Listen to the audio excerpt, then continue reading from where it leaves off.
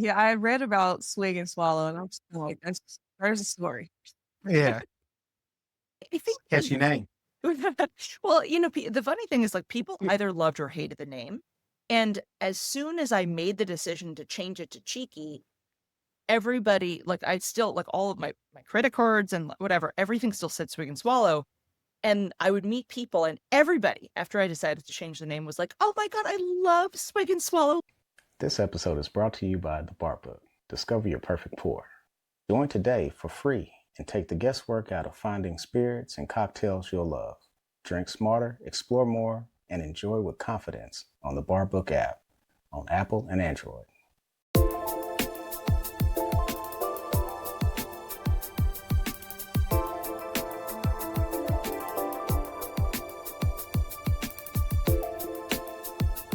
Hi, and welcome to the Local Connoisseur. I'm Crystal. I'm Roger. Today we have another special guest. We have April Wachtel. Hey, you did it so well. I'm from Cheeky Cocktails. I've been practicing that. So good. We're honored to have you on the show. Tell us a little bit about yourself and Cheeky Cocktails. Yeah, I so appreciate being here and talking to you guys. So thank you so much. I'm April. I'm the founder and CEO of Cheeky Cocktails. I have a couple of products here for any viewers. I grew up in bars, restaurants. I bartended for 13 years. I was in bars and restaurants for 17. Eventually made my way to corporate spirits. And so I was a brand ambassador for Bacardi, a consultant for Diageo for 6 years, and then a cocktail instructor with over 12,000 former students. And all of those experiences, plus my experience as a consumer, wanting to make great cocktails in the home, but not having any non-alc mixers that I could find that I would endorse. All of those experiences led me to founding Cheeky, which is a line of bar quality syrups and juices for the home and bar. So anybody who doesn't have access to a full bar can have access to these ingredients that are normally made from scratch, but they are in fact shelf stable in our case. Oh, that's nice. So what? Yeah. So what is the shelf life? But for the syrups, which include like a 1-to-1 simple, a 2-to-1 honey, 3-to-1 agave syrup, decaf espresso syrup, and several others, that's 2 years if unopened. And then once opened, probably about a month-ish. Okay. How long? Leave it out of the fridge, etc. The juices, 100% lemon and lime juice, nothing artificial, no preservatives, and no dilution. Those are up to 18 months if left unopened, and then same shelf life once you've opened. That's really cool. That's good. So you've done a lot in the industry. What other roles have you had? Well, so I started when I was 13. I was kind of just like this industrious kid, and I also lived in Vermont, so there's like not that much to do. Like as a child, you're like, I have sports, I have friends, and then there's like, 100 hours extra in the week. So I just was like, I would just like a job, and looking at this little bed and breakfast in Brookline, Vermont, and so I worked with her, and we would do like whatever 4 to 6 hours, per shift. My mom would drive me there and then drive me back. So that was my first job. I stayed in, bars and restaurants, as I mentioned, for almost 17 years. And so I worked my way up through, beverage director, restaurant manager, obviously a million different bartending shifts, or bartending jobs at different like dive bars, 4- and 5-star hotels, fine dining, nightclubs, etc. And then, as I mentioned, on the corporate spirit side, I spent a couple of years with Diageo, responsible for the rum portfolio on the trade advocacy side in New York, but traveling nationally. When I was working with Diageo, it started originally as mixology and spirits education. They were launching at the time, I think it was like a 400-person trade advocacy team across the country. Wow. So I did all of the introductory trainings for those folks to launch the program. And then that role ended up moving more into strategy, building on-premise teams. Like I don't know if you remember, but when MKTG sort of lost the contract to employ all the brand ambassadors for Diageo, and it moved over to Enthuse, I actually did the first round of interviews for about 150 people across the country. So I just kind of like, I've developed, I'm sure like you guys as well, like I've developed a lot of skill sets within the industry, and that is the nature of people in hospitality, is like to be nimble and to learn quickly and to pivot quickly. So I think the restaurant training was a great background to for the rest of my. That's really great. So what made you start Tiki, and how'd you come up with the name? Well, so there's like a 4.5 to 5 year backstory behind Cheeky, meaning that I knew I wanted to be an entrepreneur from an early age. I was definitely not a juvenile delinquent, but I think, people who don't love the way the rules are made already, you think, oh, maybe I could do this differently or better if I had the ability to do it by myself, meaning I want to run my own business. So I knew that I wanted that freedom, and I wanted to be creative when I was really young. Um, with Cheeky, the first version of Cheeky was a company called Swig and Swallow. Terrible name.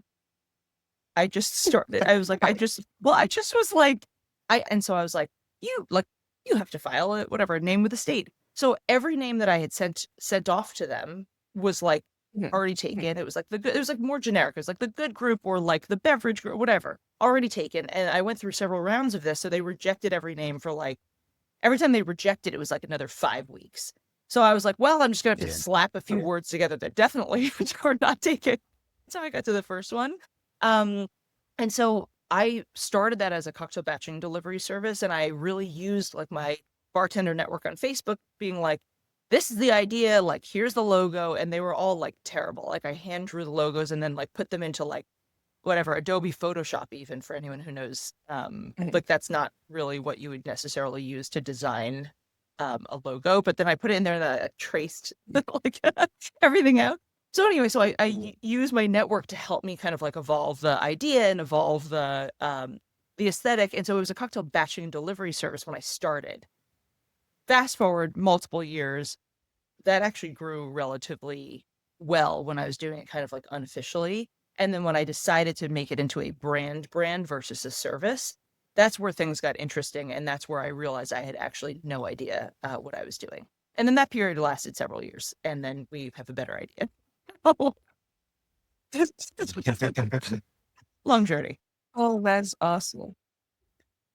Yeah, I read about Swig and Swallow, and I'm just like, there's a story. Yeah, I think catchy name. well, the funny thing is like people either loved or hated the name. And as soon as I made the decision to change it to Cheeky, everybody, like I still, like all of my credit cards and whatever, everything still said Swig and Swallow. And I would meet people and everybody, after I decided to change the name, was like, oh my God, I love Swig and Swallow. Like, how did you? And I was like, it's changing like next week. So, but to answer your other question of like how the name came up. So I think like so many things in entrepreneurship, you know that there's something better out there and then you just don't know what it is. And so I actually was thinking about alternate names for Swig and Swallow for at least 4 years, like actively writing them down. I could not think of anything. And then I actually don't remember what the catalyst was, but sometime I think it was in 2018 or 2019, I just out of the blue was like, Cheeky cocktails. Like I wanted it to be something that had precedence in beverage. And we know that in the UK and Australia and the former British, colonies, there is a precedence where people say, oh, I'm going for a cheeky pint, or like, I'll have a cheeky drink, or, it's a common phrase. And so I wanted that. And in particular, I wanted it to say something about the consumer, because I had realized that most of the mixer brands out there, the names say something about the liquid, or it has some sort of like craft or farm cue, or it's like somebody's name.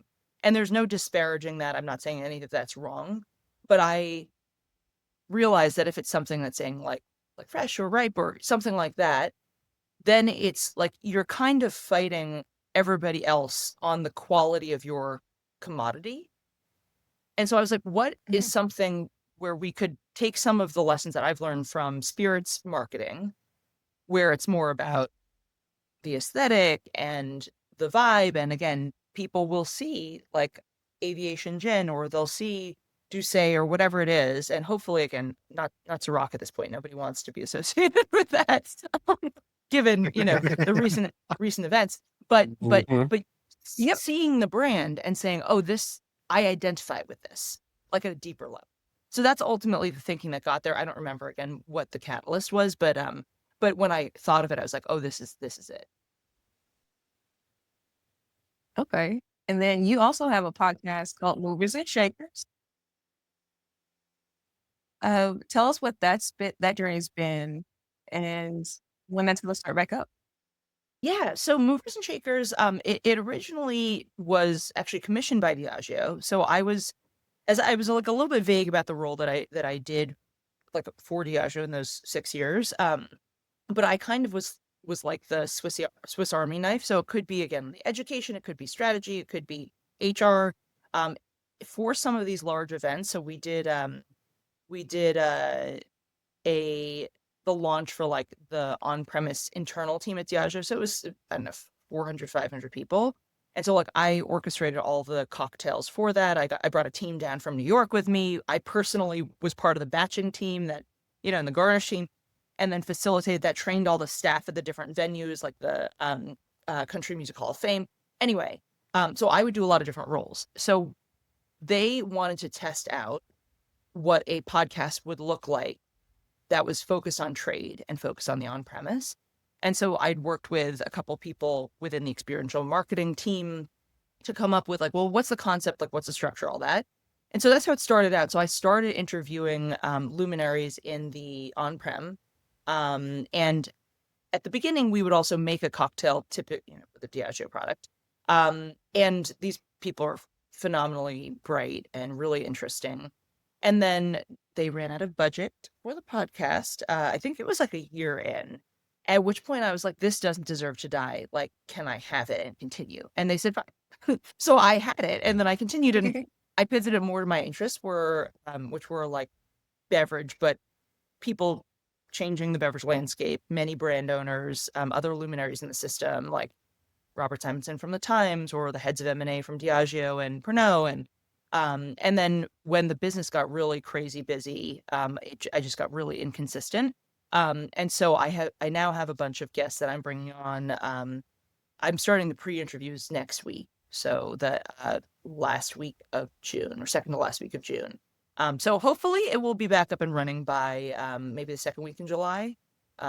God willing.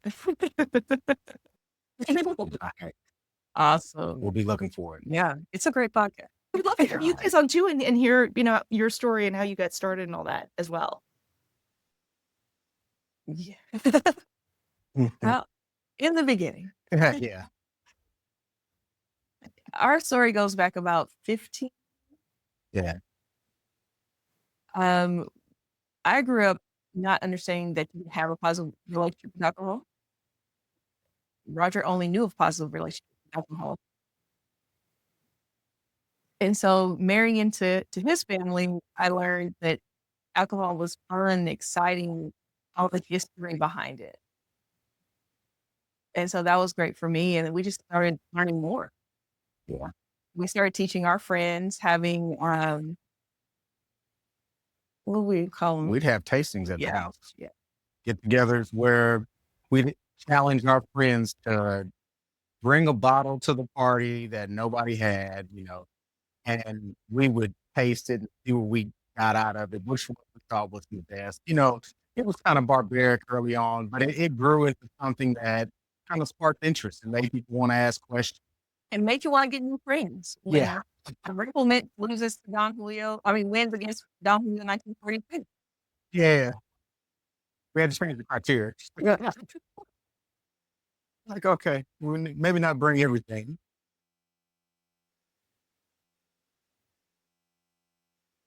I think about 20 Yeah. people. It wound up being about. Wow. It wound up being about. It's where the liquor library started from.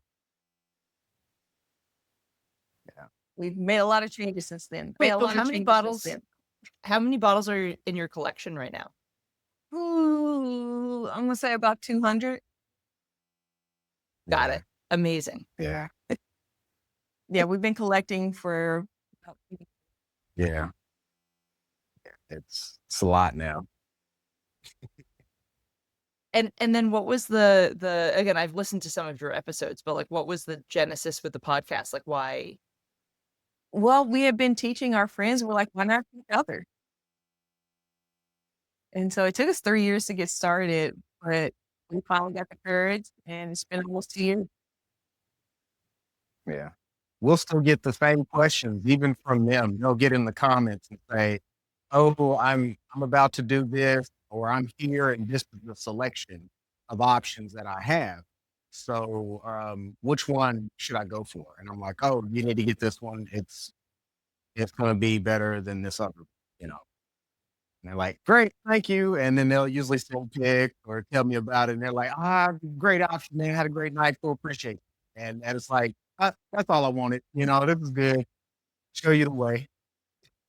Yeah, it's we talked about this a little offline, obviously earlier. But it's amazing. Like when you said it took you 3 years to get started, it's amazing how long. Like people always say it takes longer than you'd ever imagine, and then you don't actually get why until you're in it, and you're like, well, obviously, like, and that for sure has been my experience on the physical product side. Is certain things can move very quickly where it's just like force of um your determination and personality, and then some things like and I know you're well, maybe you might start a brand at some point, but once you get a product to market, like that's not the end of the journey. That's the beginning. That's like literally that's the first time that you've had the opportunity to start getting feedback. And I imagine it was like pretty similar with your podcast.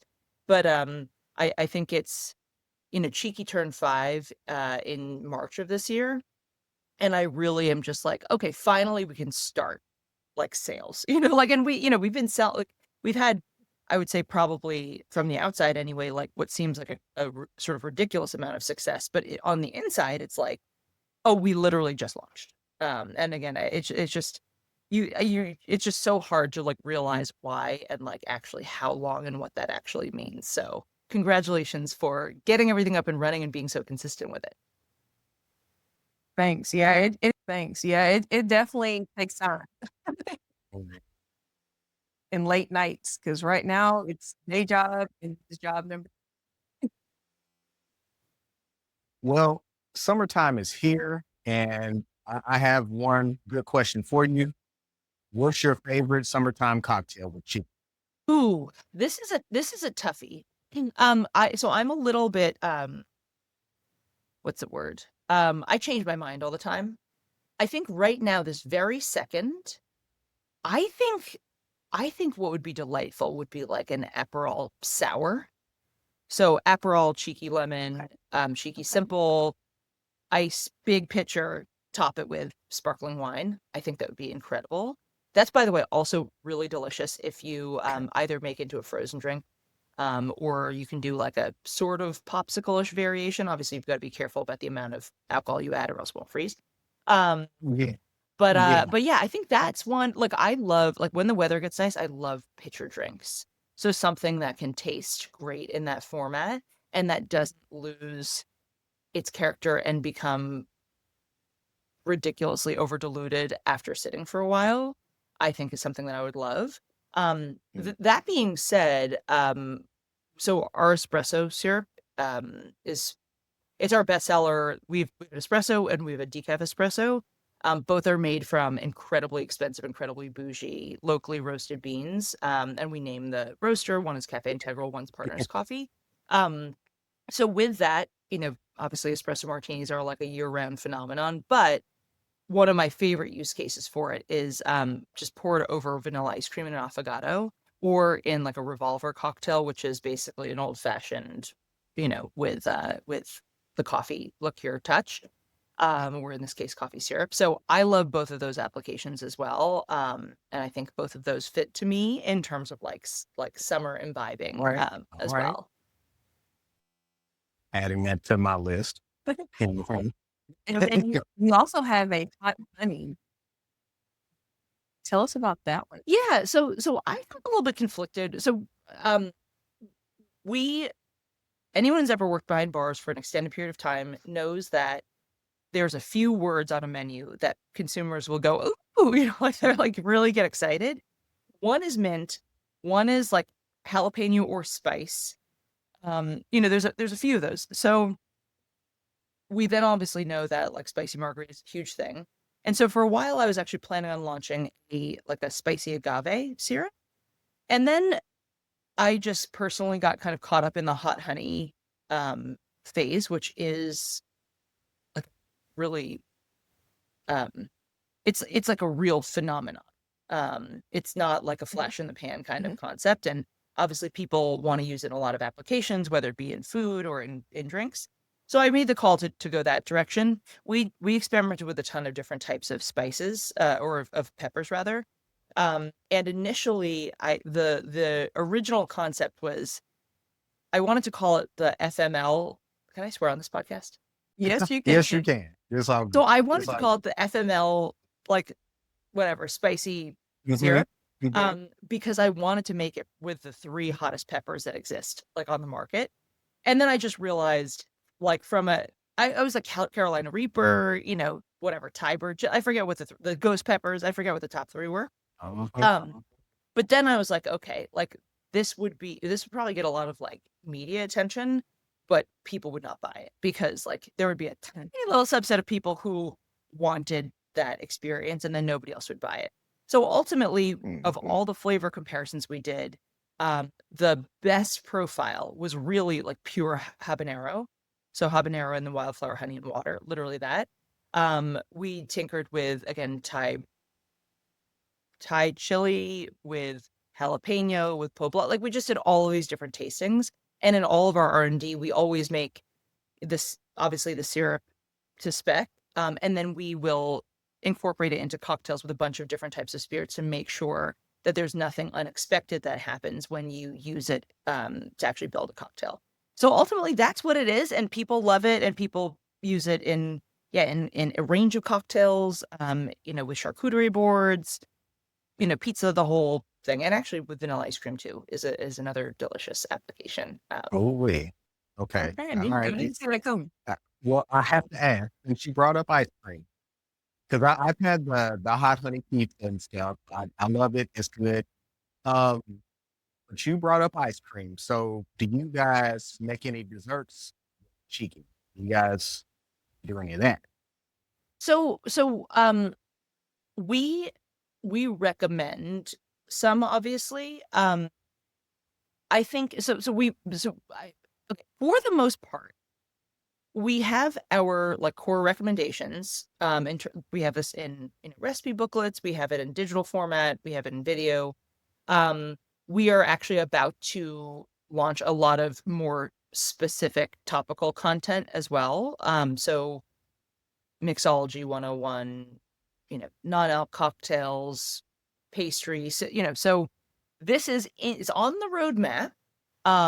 But right now we get a lot of like videos and photos and things from our consumers where they're showing us how they are using it. And despite me feeling as the founder, like we need to make some changes to our labels where it spells this out more clearly, it seems that people are figuring it out on their own, which has been very cool to see. That's awesome. So the industry is constantly changing. What are your thoughts on RTDs and the THC drinks that are coming to the market? When you look at ready to drink cocktails already there versus, taking THC and mixing it with light. Like to is the question, like how will they change the industry or Will you see any impact with those coming in? Okay, so this is how. So the way I think about like the industry sort of level set where we are right now, where we've been and where we're going is, we know alcohol has been consumed by humans since 3500 BC ish. And we know that obviously there's ebbs and flows over the timeline of like how much people consume, in what format they consume it, etc. So I think the high level question which comes up often is like, is alcohol consumption dead? Because there's a lot of like catastrophizing, specifically when you talk to, I think, salespeople in the industry who are like, I can't meet my targets because nobody drinks alcohol anymore. Not true at all. It's about $100 billion, industry. Well, if you look at it from the customer retail side, annually in the US alone. So I think that convenience is real. Like we know that, the hard seltzers and then like RTDs in general, however you categorize them, whether it's spirit-based, malt-based, etc. We know that these have been this massive phenomenon. We also know that like hard seltzers have kind of slowed in terms of the category growth. I think convenience is very real. And I also think that there's occasions in which that convenience is more critical. So like if you're going to be, having a last minute party and you don't have any ingredients and it's too complicated to source spirits and mixers and all that stuff, it is easier to buy like a case of hard seltzer or whatever it is. What was it? What was the other, the non-RTD? The THC. Oh, THC. Okay. I think another thing that is very clear is that with this whole, the growth of both the non-alc spirits category or non-alc spirits offerings, non-alc offerings, as well as THC in general, it is clear that people want alternatives to their existing drinking routines. And that could be for a range of reasons. It could be for health. It could be for, they just don't like there's a million different things the way it looks to their friends and family, and so particularly with non-alc, I think there's a very clear, there was a really clear untapped need. So I think that sober curious is here to stay. I think alcohol consumption is here to stay personally, and I think there will just be a little bit of a rejiggering, and we are clearly at the very beginning of this whole non-alc and THC trend. So I think that I think the growth curve probably looks more aggressive now because it is so early. But I think these things are here to stay. And I think people, like the consumer at large, whether it be in Bev Alc or any other category, I think the consumer knows they have choices and they want to be able to choose those choices without feeling like they're doing something that's like out of the bounds of what's allowed. Because again, I assume you both kind of lived through the craft cocktail resurgence, where with like speakeasy, there's a lot of like craft cocktail bartenders being like, you can't drink that thing. Like, I'm going to shame you for drinking the thing you want. And I think consumers are over that. Yeah. Anyway, that's my assessment. So why should consumers choose cheap? And so I actually do not, I am not somebody who likes to ever push our products. I am like, for the people who have a hole or a need in this space, we are the perfect product. And what I mean by that is, if you want something that's fully mixed where you don't do any work, this is not the product for you currently. We will have some options like that in the future, but that's not currently what we offer. We are the perfect product for somebody who wants bar quality cocktails in the home or outside of the bounds of a traditional bar. So we have a lot of professional and prosumer event planners who, like, let's just say they're throwing a big event and they don't have cold storage. Like if you're making stuff from scratch, you need to put it in the fridge, period. Our stuff does not need to be refrigerated until it's opened. And so we are a great solution for events. So there's a lot of different circumstances like that where like we are a great product. So if you are somebody who wants bar quality cocktails with this exact same ingredients and the same recipes that are used in craft cocktail bars, we are a great solution for you. I will say one other thing that I've actually never said before, but I think is really important to note, is there is no substitute for citrus juice from scratch. We have 100% lemon and lime juice. I'm under no illusion that it's not possible to make it as high quality. There's no process that exists that will allow you to do it.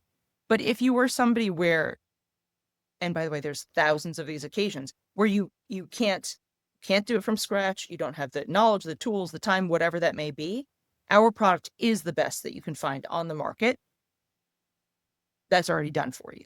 So if you're somebody who meets those criteria, we're great for you. And if this is too much work or you just don't see the value when you see it and taste it, like, there's other great options out there.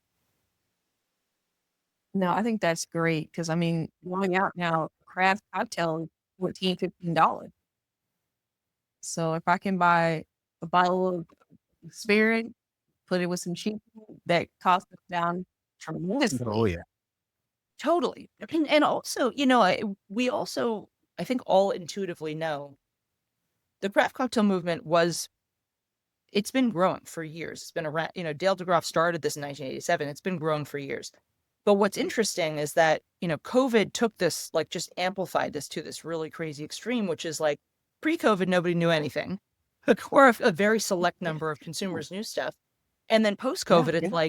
it's like everybody's Dale DeGroff, um, so it's quite interesting seeing how, people realized, okay, I can have those great cocktails in bars and restaurants. And what if I want something that's of comparable quality in the home? Now, there's no negating the value of like a professional bartender who has the knowledge and the nuance and the, can adapt the recipe and has all the technique. So, in many of these cases, it's not going to be the same thing just because there's just Right. absent Right. the total knowledge base. But if they want something that meets as many or checks as many of those boxes as possible, they now have the ability to do so, which was not possible before. Nice. So you, with all the things you've done in the industry, you are definitely leaving an impact. What do you think your legacy will be? Well, what I want it to be is to show that it does not matter where you come from. You can with hard work and by working smart, you can build some version of your dream. So when I started, I don't come from poverty, but when I started in this industry, I was making $3 an hour. And the role that I did with my best friend at that age, we cooked, we cleaned, like chambermaiding was one of the things that we did. And now technically, and again, I'm going to be vague about this, but now my company's worth millions of dollars. And it took years and years and years to do it. And we have had so much help that there's absolutely a tremendous amount of luck that goes into it in addition.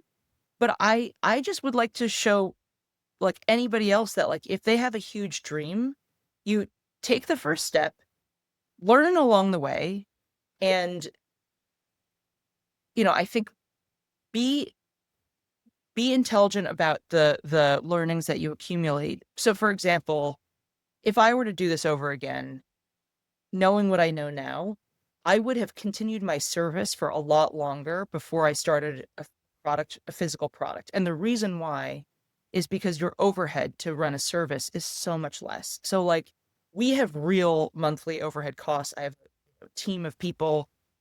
All this costs money. When it was just me doing the service where, I all I had to do was like sales, and then I'd get my clients and I had no overhead costs, and then I'd make the product and I'd bill them, get paid, then I'd buy the product and make it.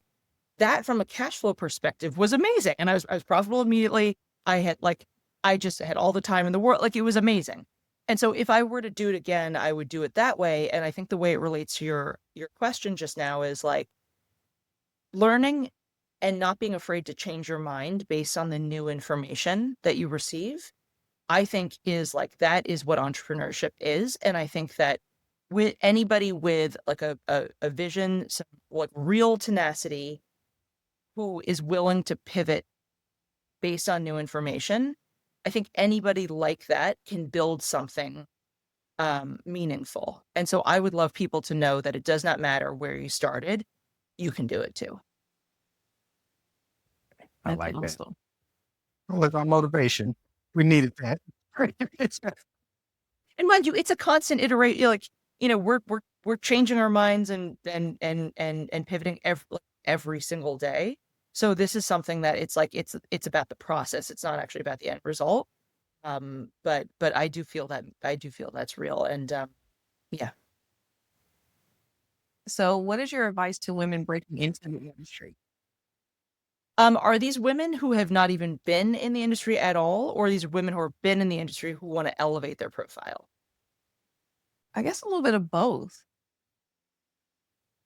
Because I know for us, like, we're just getting started, I say, kind of on both sides. Well, okay, so I'll just generalize the advice. And this does not only apply to women.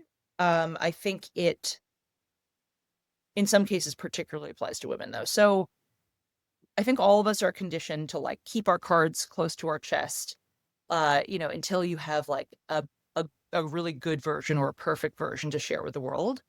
I would say, do not share your dreams with people that you think are going to poo-poo it, or with people who are too close to you, who are too concerned about your well-being to be able to support you. So for example, if your mom is like super invested in your well-being, maybe don't tell her I'm going to quit my job and, caution be damned, like that might not be the Yeah. best sounding board for like, do you think this is a good idea? So don't share it with the people who are clearly bad. But if there's people who have done something that you admire, most of them are excited to help, or at least willing to help or point you in the right direction. So I would go to those people and say, listen, I'm really early in my journey. I have a long-term vision of this. Do you have any advice for me at this stage? Or like, do you have any insights that you could share about like breakthroughs that you had on your journey? So I think ask for help, and nobody's going to copy your fucking idea. And the reason that I say that is because the idea is like worth, it's not nearly zero, but the execution is worth over 100%. So the likelihood that somebody is going to take your thing and prevent you from doing your thing is like less than zero. If that's possible, it's not possible, but it's really zero. So ask for help and ask people who have done what you want. I would say the second thing is asking for help is a sign of strength, not a sign of weakness. And again, it's not specifically for women, it's for both. But I do find that like women talk about this struggle audibly to me more than men, probably because I am a woman and whatever. But no, it's like there are so many times where the difference between like success and failure is asking for help. And this is not saying I'm like a crappy human and I suck at life. This is saying, hey, I've identified something that I need, and I would love to ask you. I admire you. I appreciate you. And if there's anything I can do in return, I would love to do so. And that has been such a huge unlock for me. And that goes on the fundraising side. I'm raising my second seed round right now. Technically through the WeFunder and our direct investors, I have about 100 investors. Many of them are really small, but and I would not have been able to get this far if I'd not asked for help in a range of scenarios, including that one. Let me just see if there's a third one. Those are like, I would say those are the two big ones. Oh, actually the third one I actually just mentioned briefly. The third one is, and this actually took me years to learn, is even if you are very early on your journey, you still have help that you can offer. And what I've found is when you are asking those people who are farther ahead, you're going to feel, and I felt like this for years, you're going to feel like, oh, I can't offer them anything. They don't want anything from me. So I'm just going to ask them for a favor and then bounce. I'll say thank you, but I'm going to bounce. Even the simple act of saying, I'd love to send you some samples, or I'd love to send you a thank you card or something, that means so much. And people appreciate it so much because it's about reciprocity. It's not about like you have nothing to offer. It's about the thought. And so I would recommend, as you start asking those people for advice, having something that you can offer them in return, or just even leaving it open-ended, just saying like, if there's anything I can do for you in the future, don't hesitate to ask. I would love to help. And then it'll just leave them with so much goodwill. That's awesome. Great advice. It's years of learning this. So what's next for you in Cheeky Cocktail?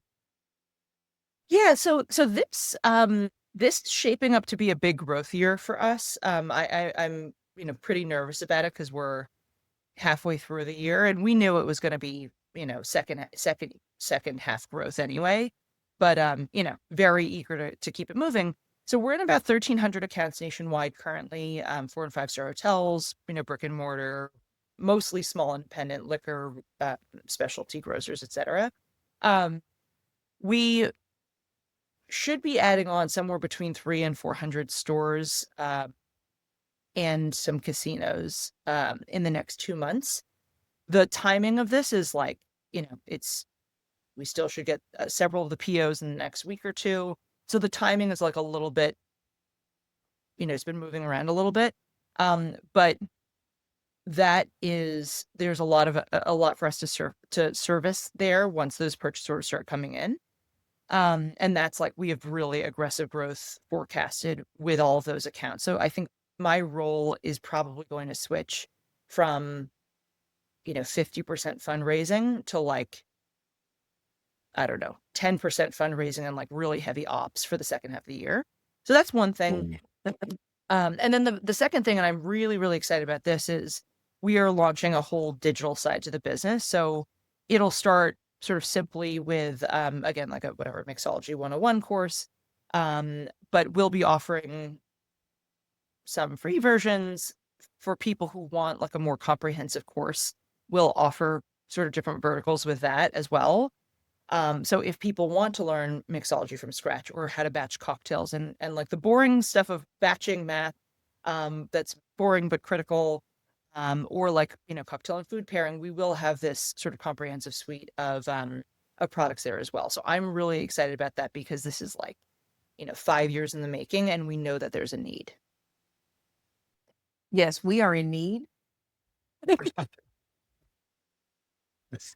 We mostly drink neat, but we want to get into making craft cocktails.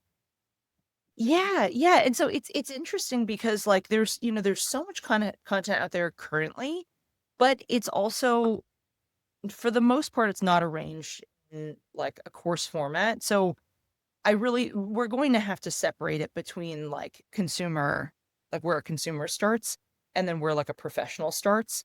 And I will be bringing on, I know thousands of bartenders who are very, capable and thoughtful and are great teachers. So we will bring on a lot of other folks. It won't just be kind of me educating, but yeah, I think that there is still like a huge opportunity to put this in a fashion that's like intuitive and directed towards the right audience, and helps people progress along like a course, not necessarily just like, I'm going to watch this 30-second video and then I'll know like this one thing. So I would love your feedback on it when we do launch it, if you're willing. Yeah. We'll do it. Yeah, we'll definitely be a part. Well, it's been great having you, April. We are excited to make some cocktails using people. This was so fun. I so appreciate the chat, and it has been so nice meeting you both. Oh yeah. Well, on our show, we like to end by saying, drink to remember, not to forget. Cheers. Yeah. Cheers.